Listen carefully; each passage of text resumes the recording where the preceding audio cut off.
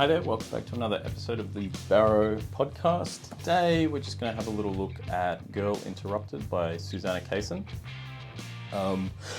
Most people will know this because of the film with Winona Ryder and Angelina Jolie, which I think won an Oscar, or maybe won Oscars for both of them or something. I can't remember, but it was made into that adaptation.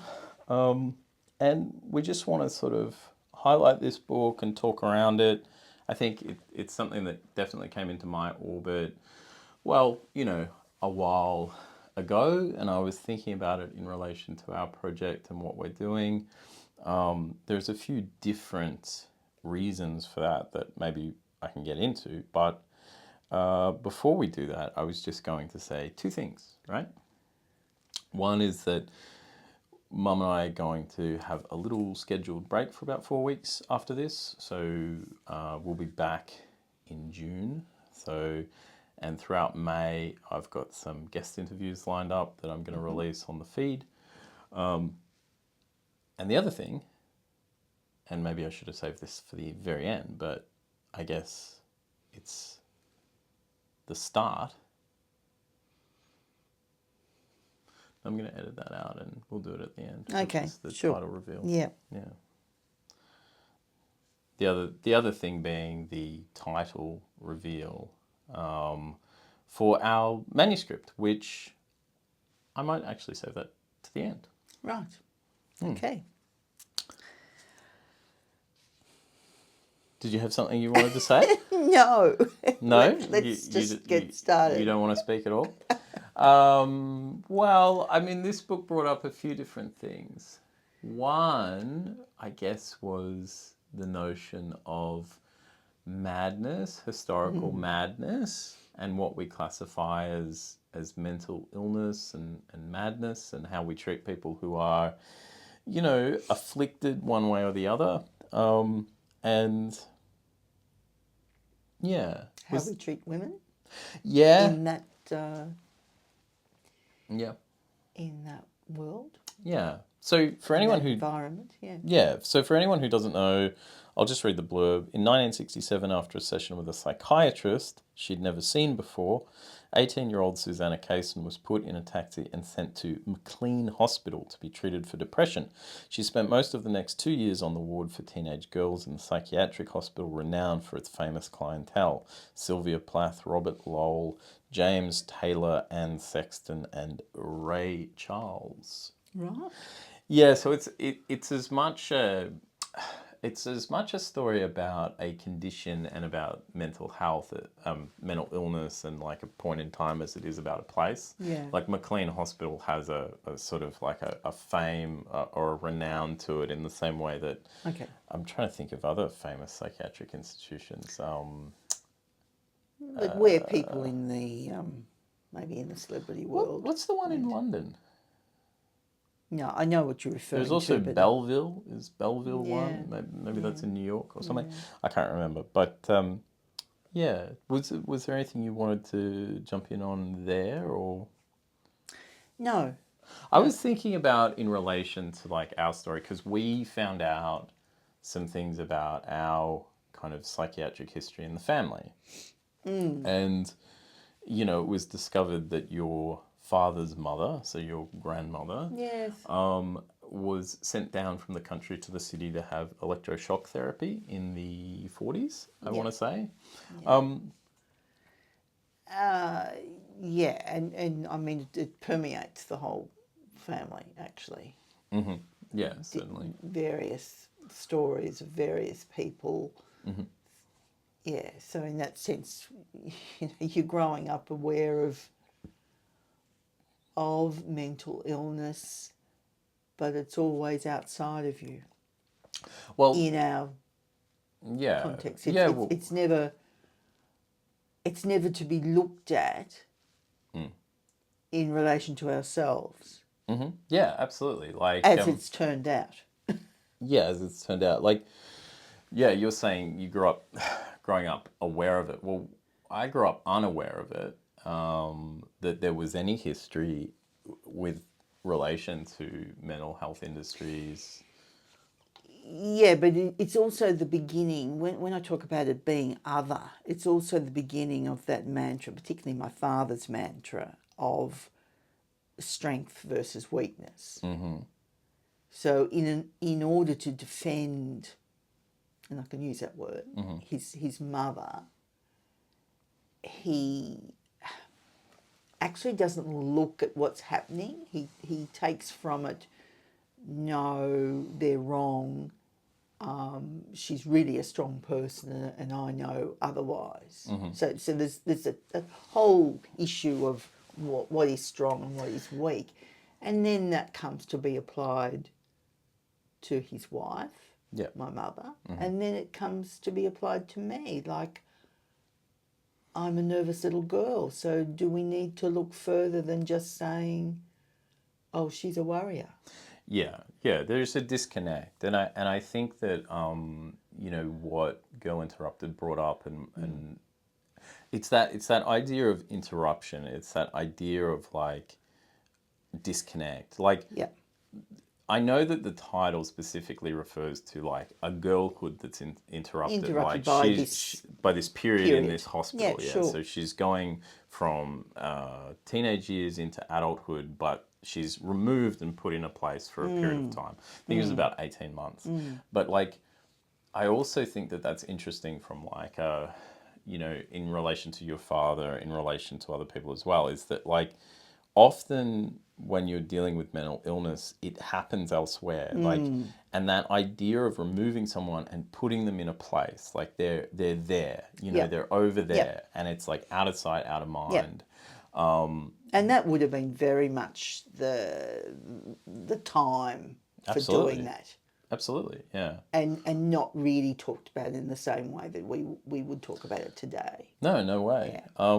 And in a way, it seems almost more extraordinary because, like, if somebody was put in a mental institution today, I mean, I probably wouldn't, like, that just wouldn't surprise me in any kind of way. But surely it must have been, and maybe that explains the disconnect, it must have been a huge deal in the 1940s or whatever when your father's mother has to leave the house and is away for a period of time. Like, I mean, as I say, that actually probably sows the disconnect. It kind of like makes that more... Yeah, because it's almost like the illness itself is not seen as being part of the person. That's separated too. Do you know what I mean by that? Yeah, in a way. I mean, that sort of opens up an interesting door onto something else that I was going to say, which is like this what's the word? Dilution of meaning, or dilution of words, because we're now in this era constantly ascribing labels to people. Like, if you're neat and tidy, you're OCD. If you're, happen to be a bit anxious, you've got anxiety. If you're fixated on certain things, you're obsessive, or whatever the thing something is. Else. And I find that kind of it's interesting because, like, today it seems blurrier perhaps in a way, because like there's been a loss of language.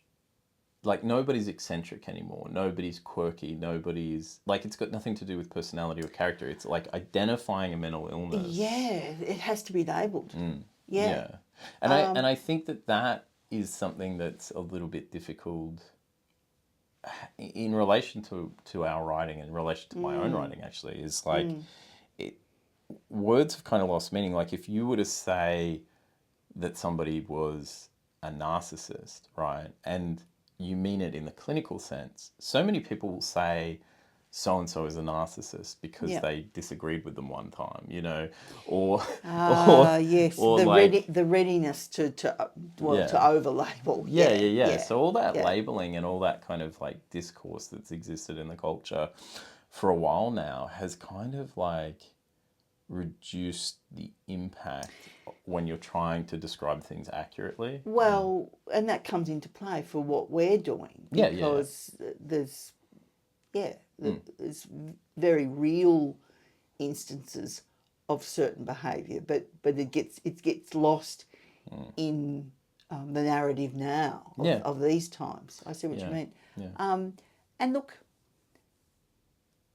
you know, I know that fact about my grandmother, but I don't think I ever really talked to Dad about it and the effect it had. No. And he never really talked about it either, other than it's you know, written in a sentence. That's what happened. Oh, it's shocking. Like, I mean, I was really shocked when I found that out, because I was like, you know, it's that sort of Rosetta Stone, like it's that cornerstone piece, that missing link, where once I discovered that, I was like, well, what the hell, you know, like I've been living in such a frustrated state in relation to my family my entire life, going, this is not, there's something off here. There's more to this, and there was more to it in her sister and her niece and so on and so on. And it's everywhere, but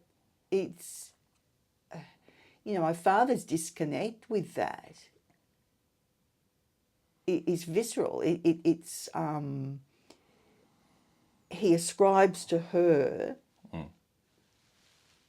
certain things which maybe makes it palatable for himself. Like, I know her better. She's strong, and I'm not saying she's weak because she had that time. No, but he's obsessed with that idea. He's obsessed with you're strong or you're weak. Well, he's obsessed with he's obsessed with the idea that there is an inherent implication that if someone is mentally unwell or needs care of some kind, that everyone is saying they're weak. That's what he perceives. Yeah. That's what he registers. So he quickly ascribes the same to me. He doesn't examine my behaviour.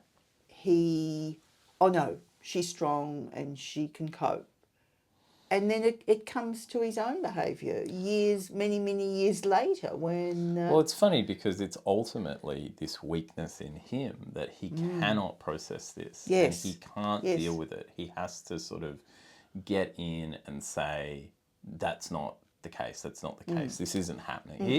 He's just in denial. He always has been. But anyway, all that sort of stuff aside, it's interesting to me, like the way that, you know, mental illness and character and personality, but also gender, has all gotten kind of like intermixed all the time. I mean, from a psychiatric perspective, I believe there's only 3 diagnoses that you can give, like if you're a psychiatrist, and that is bipolar, clinical depression, and schizophrenia. There's only 3. There is actually only 3. But all these personality disorders have come into the mix and all sorts of things. And there is really basically only one boundary on which you can categorize a person, which is functional and dysfunctional. So like so it's actually very it's not simple. But in terms of diagnostic criteria and in terms of like the practice of psychiatry, right, it is very straightforward. There are 3 things: bipolar, clinical depression, schizophrenia, functional or dysfunctional. That's it. That's all there is. The rest of it, and what people don't do a very good job of doing, is talking about anguish, distress, and actually today, when we're doing all this OCD and labeling and all that stuff that we're doing, we're actually talking about and simultaneously diminishing the spectrum of human experience. And what we're talking about specifically is suffering. We're talking about people who are suffering in some kind of way, experiencing some kind of distress, experiencing some kind of anguish, you know, but we've just never been good, I don't think, at any point in history, including now, especially now, but also, 1967 and 1940. Yeah. Oh, we've just never been good with this material. Like, which is always why I'm saying I never wanted the memoir to be anything about mental illness. I just want it to be about family, because the mental illness discourse is a mess and seemingly always has been. Yeah, because it sort of underlines, as you say, just difference between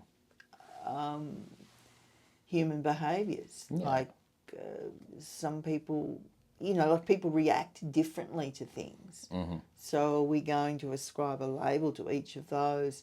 And the reaction we don't like, well, that's a serious problem. Yeah.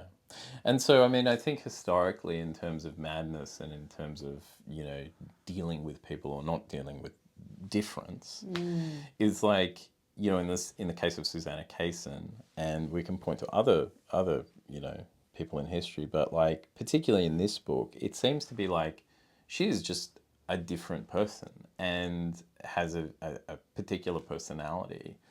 And it's so striking that she's branded and sent to this institution when it really seems she should not be there. Yeah. And you get that sense too because she is able to look at all the other people around her. Well, you've mentioned... She's not lost in her own world. Is that a fair enough thing to say? Yeah, you were saying like she has, and obviously she wrote it, but she's really in this observer role within the story itself. Yes. Yeah, she's an observer as a writer, but she's the character of her within the book is an observer. She's someone watching this hospital and watching the people in it. And she's actually watching those very things play out because people are treated differently according to their everyday behaviour or everyday reactions. Yeah, absolutely. Yeah. Yeah, and I like this book a lot because it's quite it's kind of gentle in that way, and yet what she describes at times is like really harrowing. So it's sort of, it's a slim book, and it's very just kind of, the chapters are just kind of little vignettes. We seem to always be drawn to things with vignettes, and it's like just these little scenes that play out, these small chapters where you don't get a sense in the book of really time passing or like a kind of a chronological order. It's just kind of the atmosphere of an 18-month period in this place. Yeah, and there's a distinction between the coldness or the clinical nature of that and the truth of each character. Yeah. Their real issues. Yeah, absolutely. No, certainly that comes together. The other thing I liked about the book, and one thing that sort of, I've been thinking about in relation to our own project, is that the book includes real documents. So it includes these psychiatric reports about her. So if you're watching this on YouTube, you can see what I'm holding up here. But if you're listening, there are just pages with psychiatric reports interspersed between the chapters, and they don't do anything for or to the story in any kind of way, but it's just sort of some evidence of what's occurred, and it sort of grounds it in reality. You go, oh, well, this obviously really did happen. Not that you need to prove that necessarily, but and that she's being observed. Yeah, it gets to that kind of the clinical sense and the sense of being watched and observed. Absolutely. But they're really compelling. Like they're and we have documents, and I have flirted with, I don't know, I think ultimately probably not for us, but I've always liked found documents, and I always I've talked about Joan Didion describing photographs that she came across in Blue Nights, but I always like documents and like real things in some kind of way, like whether it's a response to it in writing or whether it's included in the book. So that's something I've been thinking about as well. Yeah. Yeah. I'm shuffling my notes, but not referring to them. Okay. Did you have... No, what you had some other points you wanted to make. Yep.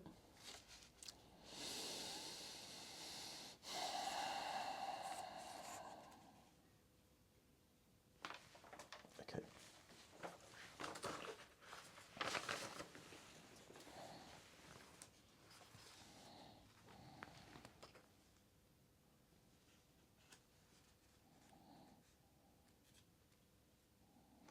Okay. Anything else? No. All right. Well, another thing that I wanted to address, I guess, that came up with Girl Interrupted, but it was something that came up in the last book episode that we did, which was on This House of Grief by Helen Garner. And that was people's personal interactions with the mental health industry or the psychiatric industry or whatever you want to call it. And the way that kind of gender can play into that. I was thinking that, you know, historically it seems like there was always like an overreaction to women. So a woman is dealing with whatever she's dealing with, and then she's labelled as hysterical or you know, in Susanna Kaysen's case, labelled as borderline personality and must be put in an institution. Yes. Whereas I think it also runs the opposite for men, where men are sort of like undertreated, overtreated and undertreated. Now again, like these are broad generalizations, of course, right. but it was interesting to note, and there is a passage throughout This House of Grief where it gets to talking about Robert Farquharson, who, if you didn't listen to that episode, basically Robert Farquharson was found guilty of murdering his 3 children by driving them into a dam. It was believed, or it's alleged, asserted by the prosecution that, you know, this was a murder-suicide, but he, you know, basic instinct kicked in and he got out of the car and swam to the surface of the dam. Anyway, point being that, like, leading up to that incident throughout the trial, his mental health and sort of psychiatric well-being is called into question. Yes. So, like, what's your history of things like depression and all sorts of things? And basically he gets divorced, and there's a gap between getting divorced and seeing his children move into another person's home and his wife shack up with another guy. Yeah. He's very, very depressed, and he you know, goes to counselling and sees a psychologist, I believe, and all sorts of things. And this is just kind of like rehashed throughout the trial, right? And yes, it's and, like and a their period evidence of his state of mind Yes. plays into the court case. Yeah.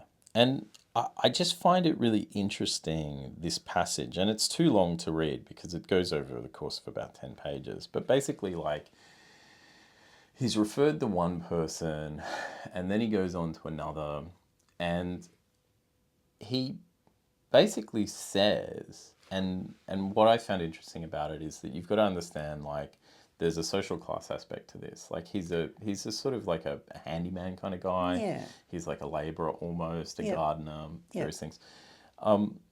But he says himself that he feels depressed, right? Now, I think I said to you that, like, if a man like that said he was depressed, I would assume he needed to be put in, like, in a hospital. Because That there's something deeper going on, because he has just clutched at the general term, I'm depressed. well, not just that, though.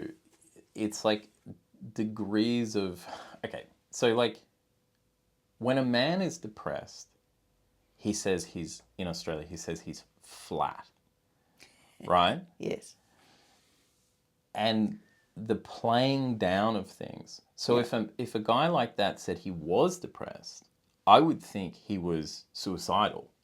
So it's by degrees, is what Yes. I'm trying to say. Yes. Like men get indoctrinated into this culture of playing down emotion and playing down feeling. And so it's interesting throughout that trial, you hear Farquharson say to someone, I think to his GP, I'm depressed. And then he says he feels like he should be on medication. And I'm like, a man like that doesn't say those things. Yeah, that's So right. it must be quite severe. But the way he's dealt with is sort of like, oh, okay, it's sort of just taken on face value. Yes. But there's actually a point in the trial where it's revealed.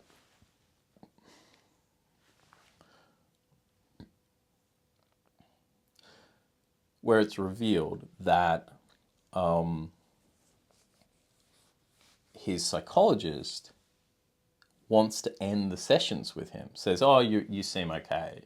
And he says, no, I don't want to end the sessions. And I'm sort of like, everything about how he... Yeah, sorry. That's quite revealing in itself. Yes. Yeah. Given what we know of the person and how he presented. And it's interesting to me because I'm like, well, again, somebody like that saying, I don't want to end sessions, that sounds very desperate to me. That sounds like this is somebody who's in serious, like, peril almost. Yeah. Because of a man's relationship to language and his own palette of emotions and feelings. Like,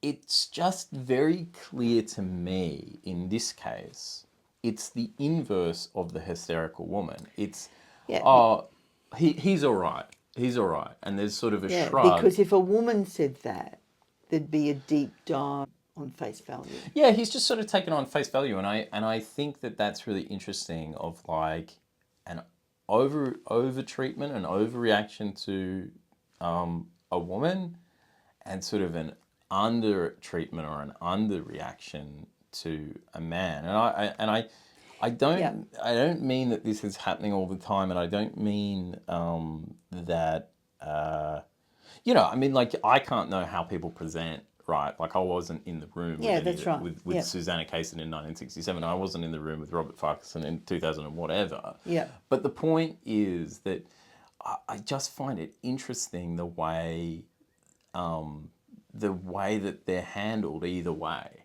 And I think, and just to sort of finish my point on men, I always kind of think if they're saying it's like this, it's probably worse. Yeah. You know? Yeah. Like, because of that culture of playing it down so much. Yeah. So I was really surprised throughout that passage of like only treating him on the surface level, as you say. Yeah. On face value, I mean. Yeah. I was kind of surprised by that. And again, like, you can't interject suspicion. You can only treat people as they present. Yeah, but that's how it came across in the description in the book. Yeah, yeah. That's how he was treated in the mental health space. And it's really funny because it's like you read these two books and it's like Girl Interrupted, like she just seems like, I don't know, just kind of disinterested in the things that she's not meant to be interested in. Yeah. And suddenly she's locked up. Yes. Farquharson is sitting there going, I feel depressed, as a guy who would never say that and saying I need more sessions, and he's let go. Yeah. And like the divide between those two it's things, enormous. and I know it's different periods in time, but that's enormous. Yes. That's really big. Yes. Yeah, so I don't know. I just thought that was worth mentioning again. Is that sort of whether gender plays into it at all or not. I mean, I don't know what other people's feelings are, but yeah, it was certainly something I picked up on. Yeah. Well, that's certainly, as I said, the impression you get in both instances, that it's sort of intensive in her case and just run-of-the-mill in his case. Mm-hmm. Yeah. Almost blasé, almost like like way too casual in a way. Yeah. All right. Well, the last thing that I wanted to get to, or one of the major things I wanted to get to in today's episode, though, was to reveal the title for the manuscript we're working on, which comes from a quote from Girl Interrupted, which goes as follows. It's actually the very first paragraph, which is, people ask, how did you get in there? What they really want to know is if they are likely to end up in there as well. I can't answer the real question. All I can tell them is it's easy. And it is easy to slip into a parallel universe. There are so many of them. Worlds of the insane, the criminal, the crippled, the dying, perhaps of the dead as well. These worlds exist alongside this world and resemble it, but are not in it. And the title that we're going with currently is A Parallel Universe. Did you have any expansion on a parallel universe, or why? Well, other than you find yourself lost in something that you don't recognise at the time. Yeah. But when looking back, you certainly see that you're in a bubble or a silo or a parallel universe. Yeah. And that's one part of it. The other part of it, of course, is that like we have parallel experiences or parallel lives, which is becoming clearer to me as time moves on, that like your childhood and my childhood are, running along at parallel kind of lines, and same for adolescence and early adulthood and development and all that sort of thing. Yep.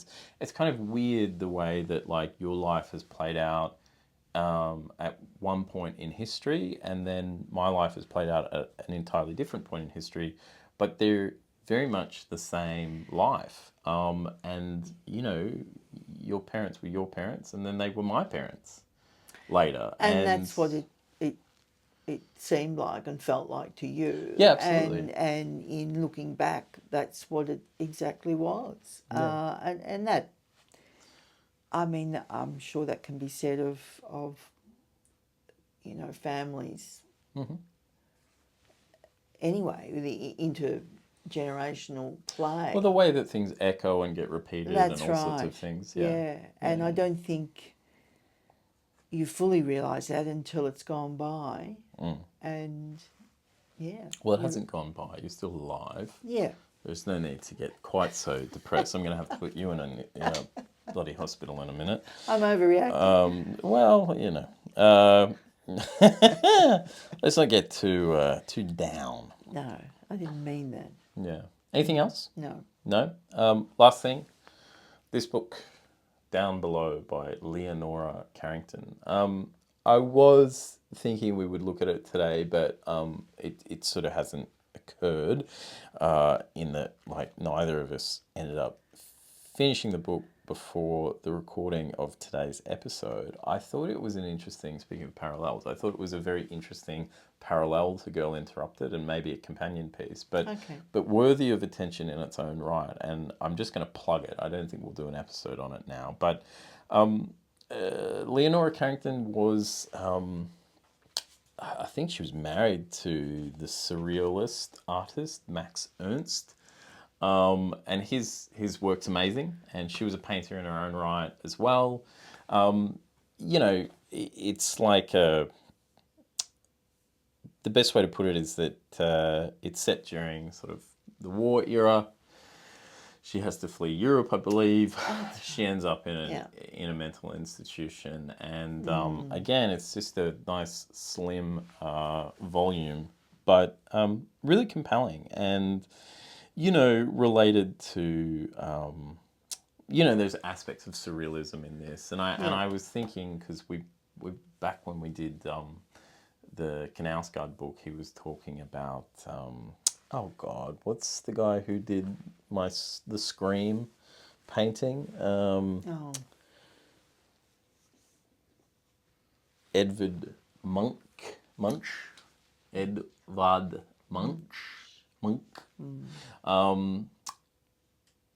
I think that's expressionism, actually.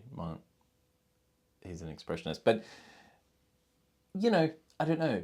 I was just thinking about mental illness and artistry and painting and surrealism and expressionism and all these things, these isms, and a parallel universe existing inside a silo or a bubble or in your own mind, or echoes between time and place and history and all sorts of things.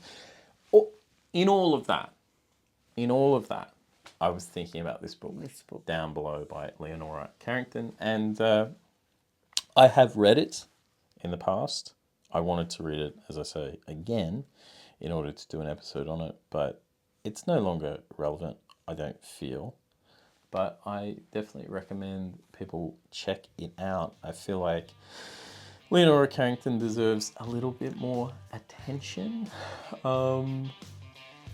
as an artist as well as a writer. And if you find these sorts of mental illness books compelling, I mean, you could do a whole